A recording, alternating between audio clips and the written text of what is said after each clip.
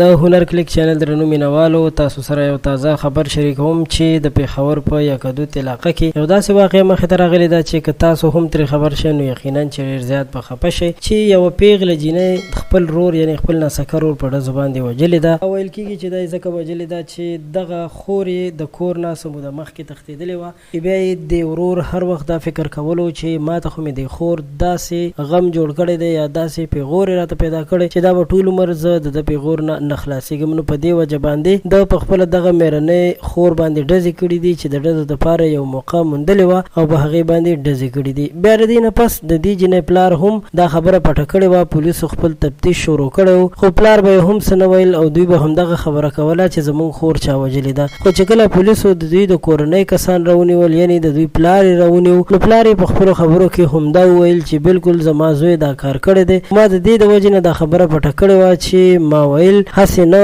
خلک خبر شي او زه پکې هم گرفتار نه. پلار یې ورسره د مړي په دفن کولو کې مرسته کړې وه او هیڅوک یې هم نه و خبر کړي. نو قدرمنو دوستانو پولیسو اوس دوی نیولي دي، دوی د خپل جرم اظهار هم کړی دی خو زوی لا تر اوسه هم پټ دی او پلار یې اوس مهال پولیسو سره دی. دا واقعه چې د پیښور په یکدوت علاقه کې مخې ته راغلې ده او د دې جینۍ په باره کې پلار ویلي و چې دا څه موده وړاندې یو چا سره تښتېدلې وه. قدرمنو دوستانو دا واقعات ځکه نن سبا ډېرېږي چې په ټي وي باندې هم خلک داسې ډرامې ګوري چې په هغې کې د یارانو خبرې وي او صرف پکې د هلک او جینۍ یارانه وي.